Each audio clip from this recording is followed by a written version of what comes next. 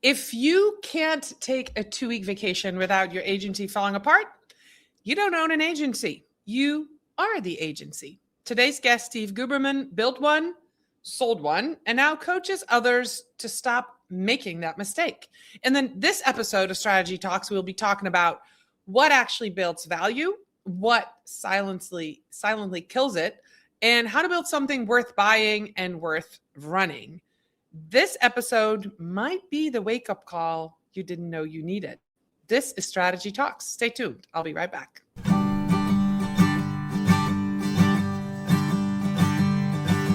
Let's strategize together. Let's hear it from an expert. Join the conversation, it's informative and free. You and me, let's talk some strategy.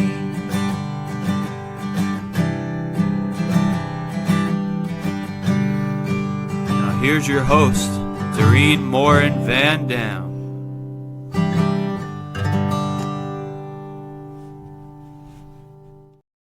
Hello, everybody. We're back with another live episode of Strategy Talks. It's noon. It's Tuesday. It's raining in Vermont, but I'm nice and cozy, and I'm ready to talk about agency ownership with my guest, Steve Guberman. So before I bring him onto the stage, I want to welcome all of you who are here live. You might be watching this on Steve's live stream. You might be watching it on my live stream on LinkedIn, maybe on Facebook or on YouTube. If you're here live, let us know in the comments. We'd love to know that you are here. You can ask us questions. That is the whole purpose of going live. Well, not the whole purpose, but a big purpose of going live so that you can become part of the conversation. So if you're here live, ask those questions. Now, before I bring Steve on, I want to make sure that our podcast listeners are welcomed as well. We've got a growing group of podcasters who listen to Strategy Talks as a podcast. We appreciate you and we welcome you back. So I'm going to introduce you to my friend, Steve. Hey, Steve, how are you? I'm great. How are you? Thanks for having me. I love the jingle. Me too. I was going to change it. I had a guest on last year who suggested to keep the words, but maybe make one like a jazz version and one like, a country version. I kind of started running with that. And then I thought, I don't think people would get it. I would get it. But I think that having the same jingle, 5 years running, I think this is what people recognize. So I'm sticking with it. It's very Vermont, the acoustic. Yeah. Love it. Love it. So we're going to talk about agency ownership. And I kind of alluded to that when I introduced this episode. But, if you say you can't step away, you are the agency. What are some of the early signs that an owner is slipping into that trap or, maybe never got out of the trap, even while revenue is growing? And is it a bad thing? Yeah, great question. So I'm of the belief that it is okay to build yourself a job, but most people think they're building a business and it's really a job in disguise. And so I think one of the barometer checks is, and this was my experience, can I take a week or two off and unplug? Most entrepreneurs, I think, don't necessarily want to unplug, and they think there's, I like checking my email before the kids wake up when we're down the shore or on a ski trip. I'll jump on a call and it's okay to stay plugged in. That's fine. But being able to step away and knowing that, the business can not implode while you're away, but the real test is, can it grow while you are away? And very, very few people can answer in the affirmative on that last part. Some can say, yeah, I can step away, but it takes me a week to get ready to step away and then 2 weeks to catch up when I get back. And that's, again, it's not a business. You've built yourself a job. And so taking a look at what's on the founder's plates on their day-to-day is a great exercise to kind of run through of what do I own and what should I not be owning? And as a leader, focusing on the top level items alone and not am I doing design updates? Am I doing project management? Am I jockeying deliverables to clients? All that should be off. Bookkeeping, invoicing, all that should be off their plates at a certain point. Yeah. Well, you said something that I want to kind of go into, which is very interesting. And now it just now I just kind of spaced on it. You said something. Oh my God. I don't think I've had a moment like this in strategy talks in forever. You said something that was like, oh, wait a second. This is so interesting. I'm going to let it go because now I don't remember. It'll come back to you later. Oh my gosh. I've got like brain fog happening. This is a difference when it's 12 instead of 8 a.m. But anyway, I'll gloss over that. We'll come back to that. But for those of us who are watching and listening, that's a hard thing to decide, right? Mm-hmm. To decide to build yourself a job or to build an agency. And so that's something that I've struggled with. And what would be the first step to make that distinction? Like, I'm going to build an agency, then I have to hire people. I mean, that's the thing to do. I remember what I was going to ask. You said, if you step away, can your business grow? That's actually what I wanted to ask you. So in order to do that, in order to step away from your agency, you want your business not just to survive for 2 weeks or 3 weeks or 4 weeks, if you're lucky, but you want it to grow. How many people do you need? What does it take? What kind of agency? Who would you put in? I have a lot of questions. Who would you put in place to make your business grow while you're not there? Who do you need? Is that your sales team? Is that a CFO? Is that a CMO? Like, I mean, that I hadn't even thought about, right? So you're not just outsourcing the things that need to be done and in a way, not cloning yourself, but growing your agency so the things get done and it's a system that runs. But you're talking about scaling the agency when you're not even present. How does one do that? So I'll answer all of those questions with one amendment. I don't believe that it's scaling, but it is growing. Scaling is putting multipliers in place, like systems that will scale upon. So I'll share my experience, right? So I owned a boutique branding and web agency. I sold it, we're in 2026. I sold it 11 years ago, and I ran it for a decade. So I remember every year I would take my family on a vacation. And for the first bunch of years, I was working and juggling beach time, and my kids were toddlers. And, you know, we weren't doing Zoom calls back then. There was like Join Me, I think we used, and, you know, emailing a lot. We didn't use Slack. It was Basecamp and email. And I just remember dividing my time stunk. Like, it was, you don't get a lot of these family vacations in the span of life. So why am I spending so much time working? And then there was a year I worked towards growing the team. We were 4 or 5, maybe 6 people at tops, and putting people in place that I trusted to do their job. That's what delegation is. I'm putting somebody in place. Here's what I want you to do. I trust you to do it. I'm not going to micromanage. You have autonomy to run with it, grow it, systematize it. I'm empowering you or championing you to be the person that's going to build the system that runs this thing, so that if you need time off, that system can keep running. That's the key right there. And so I remember taking a vacation, fully unplugged one year, and it was like absolutely amazing. Now, my team hated when I took vacations because I started to come back fully refreshed with a bunch of ideas on how we're going to revolutionize everything. And they were like, oh, geez, not again. Some of those never saw the light of day. Some of those were like, let's rebrand, or let's break into a new vertical, or like whatever the thing was. Then there was a year where I remember, maybe it was my project manager, I can't remember exactly who it was, had closed a new piece of business while I was away. That's the growth I'm talking about. Keeping the momentum going, not letting things stall out. That's the start of it. But again, one of the most commonly last things on a founder's plates are, weird sentence, I know, are biz dev. Owners typically own biz dev. So whether it's one person, 10 people, maybe up to 30, 40 people, owners are still like the key linchpin for biz dev. Building the system that takes that off the founder's plates and puts other people in charge of those systems. Now you're growing while the owner's stepping away.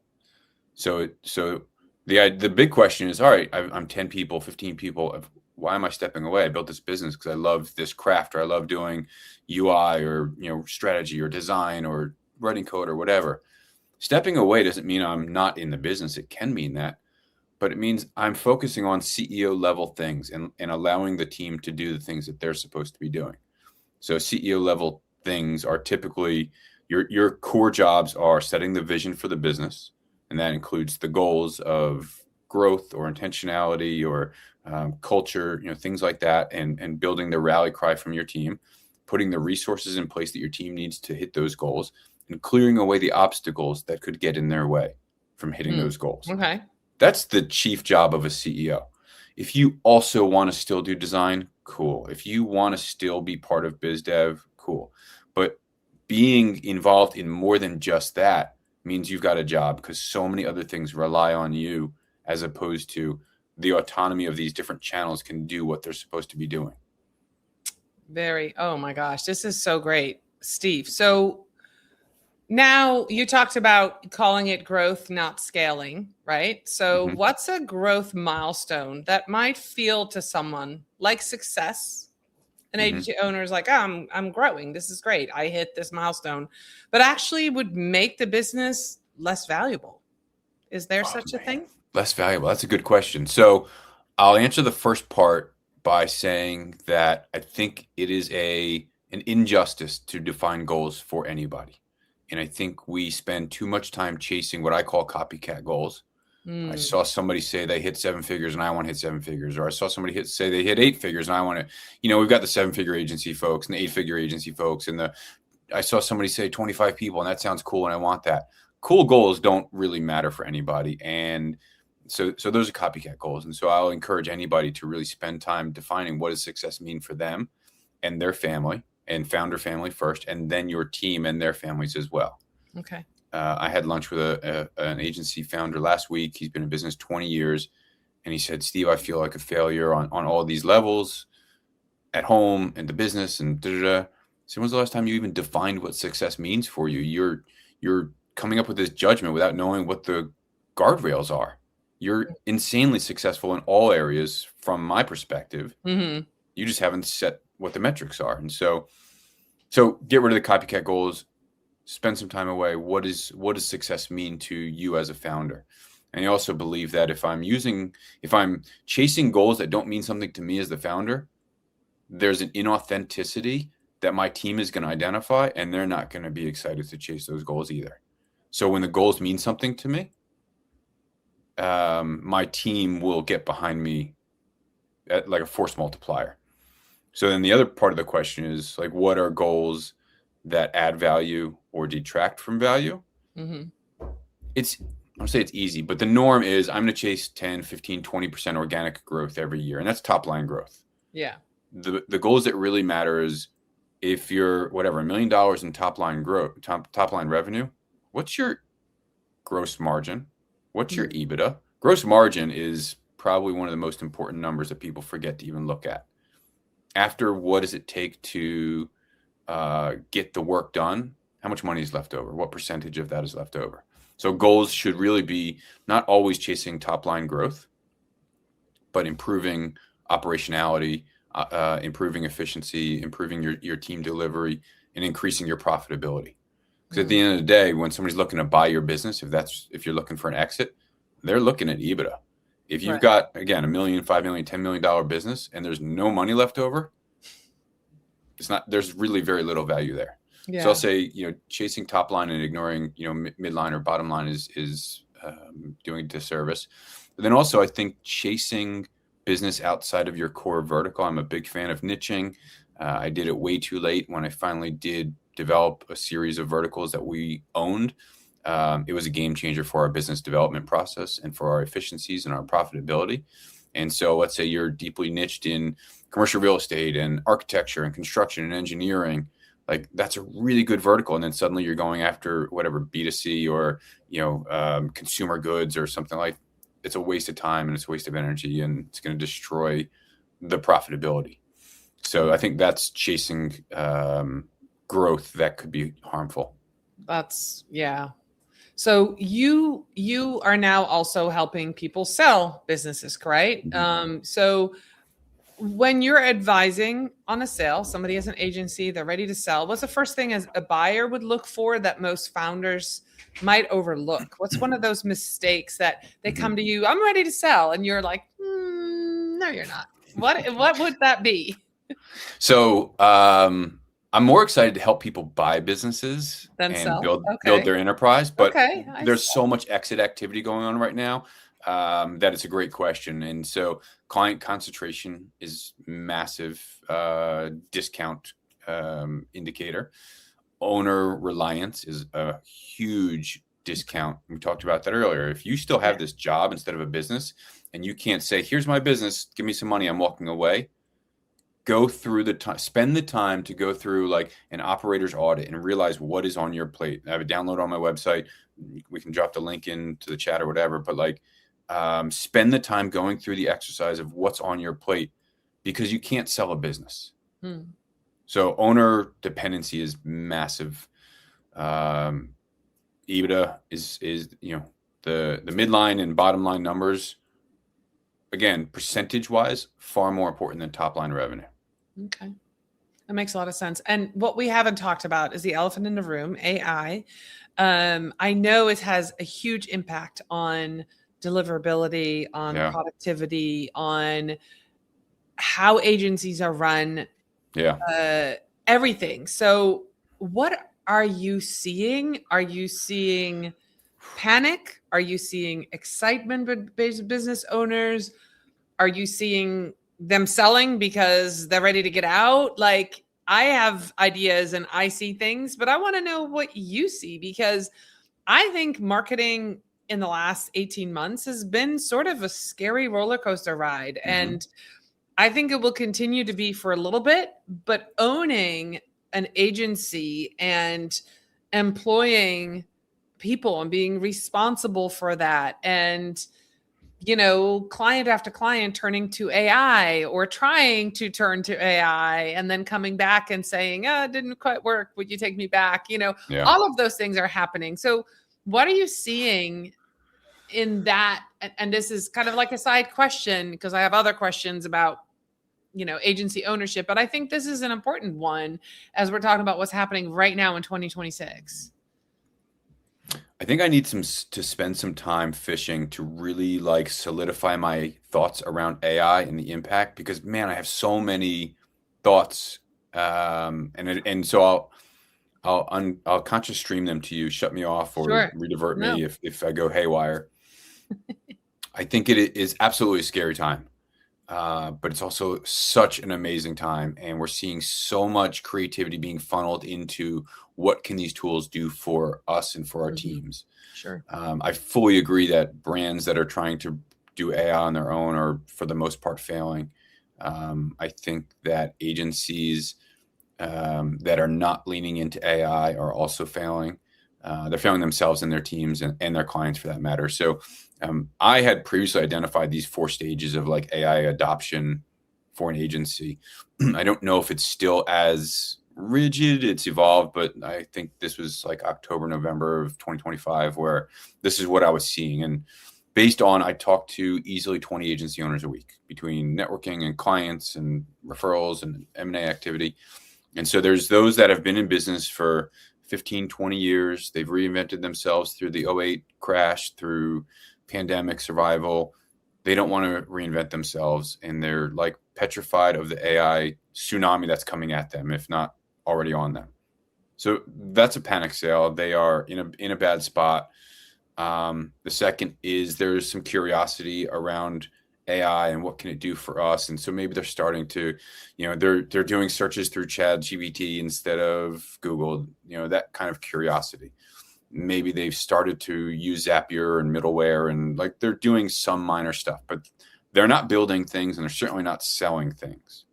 The third is they're building full on efficiencies and tools for their agencies. And this is like a really sweet spot to be in. I'm seeing AI development cut dev time, or AI tools cut dev time 60 to 80%. I'm seeing people build out low code development tools, or even like full websites and web apps through Claude Code and OpenClaw, and some really, really powerful stuff.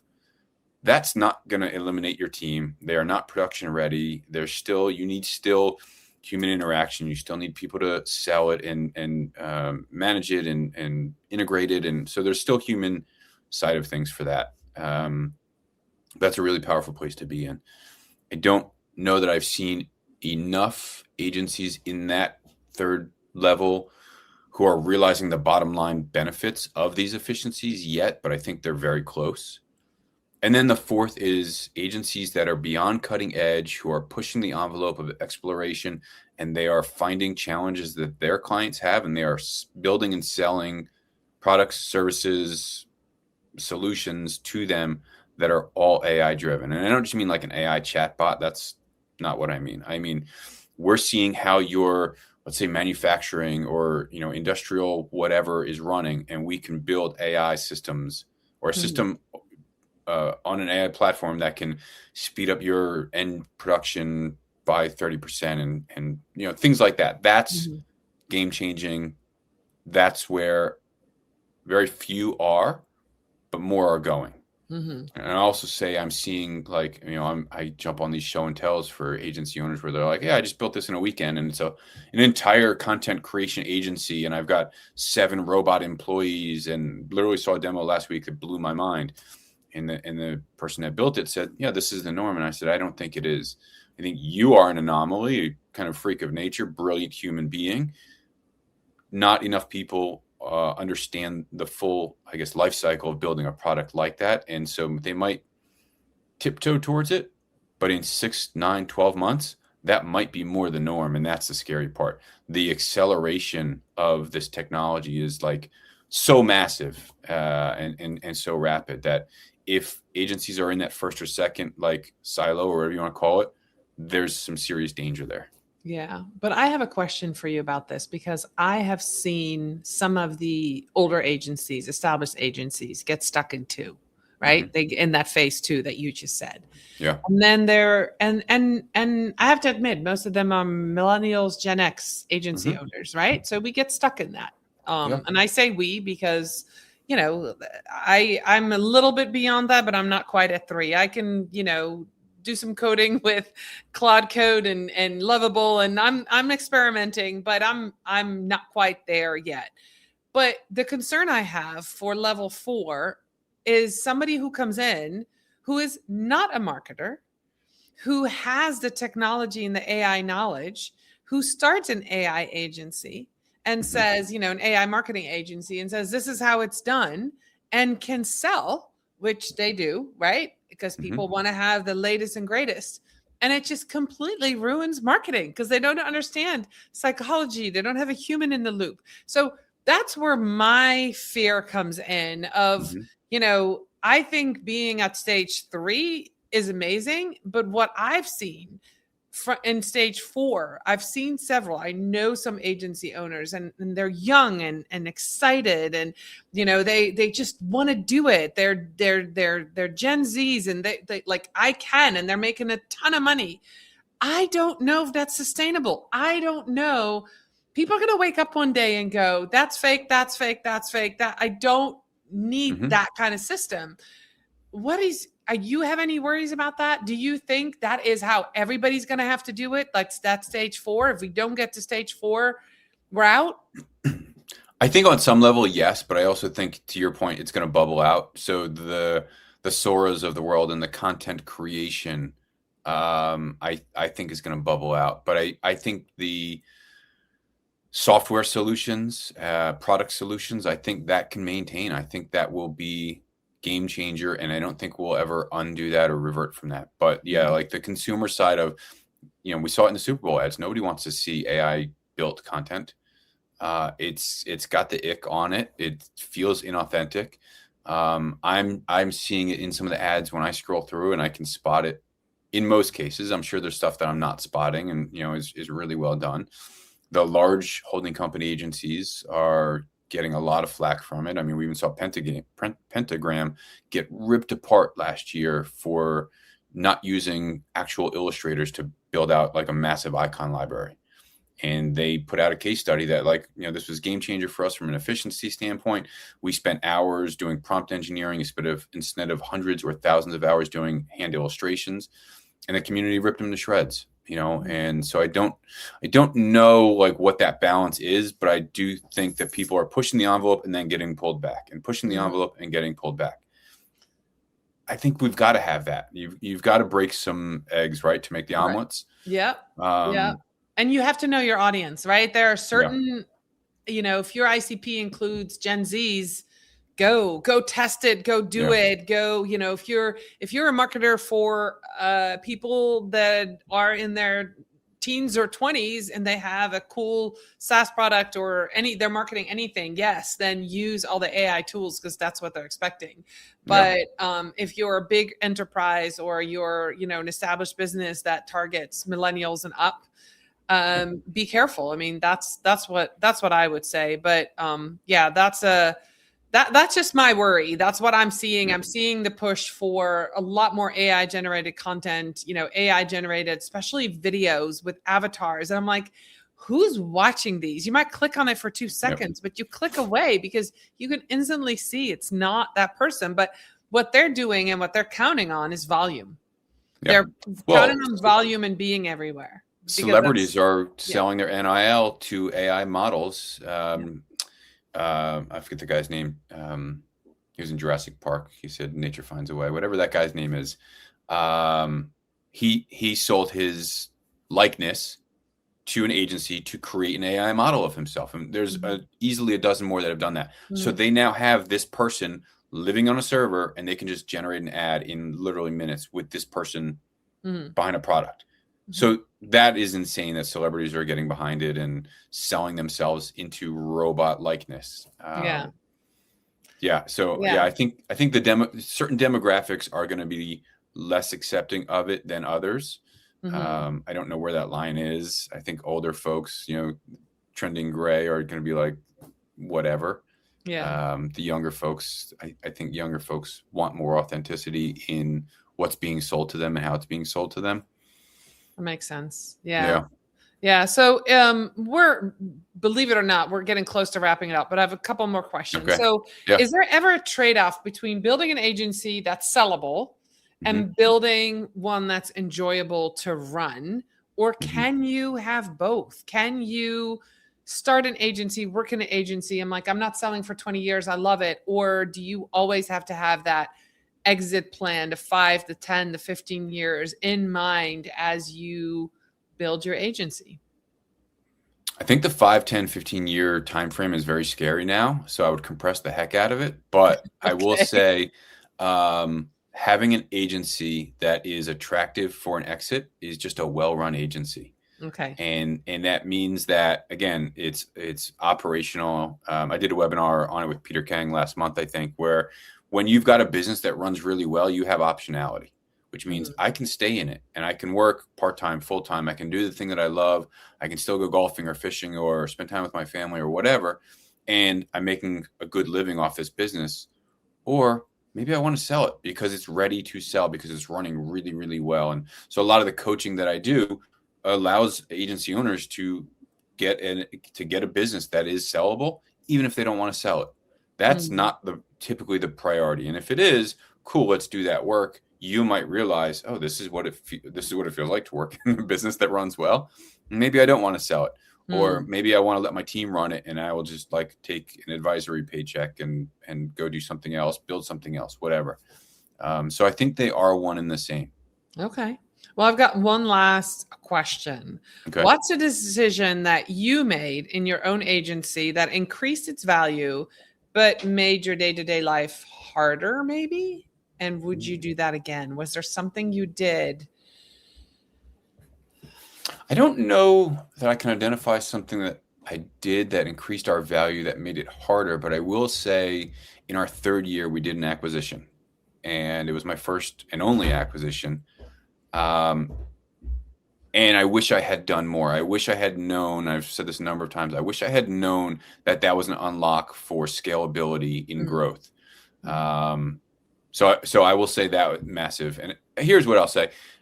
We chased an RFP that game changed for us. It doubled our agency overnight. and it was an ego-driven decision on my part. My team was behind me, but that was a massive decision that caused a lot of harm at the time, because doubling so quickly was very unhealthy. So those are probably two. But yeah, acquisitions, I wish I had done far more of them. All right. Well, that's something, if you're watching, if you're listening to this, take Steve's advice and check into that. That might be a way for you to grow and expand what you can do and offer more services and service more clients. So, Steve, if people at the end of this conversation want to meet you, you do a lot of networking. You help a lot of agency owners. You have events, you host events, you speak. Where should people connect with you? What's the one place that they should connect with you so they can get all of the goodies? Probably LinkedIn is the easiest. Just look up Agency Coach. That's my handle. That's probably the best way to do it. Okay, awesome. And you mentioned some resources, so we'll make sure that link goes in this live stream on all of the channels, but also in the show notes on the podcast. If you're listening to the podcast, make sure we have those resources in there, as well as your LinkedIn profile.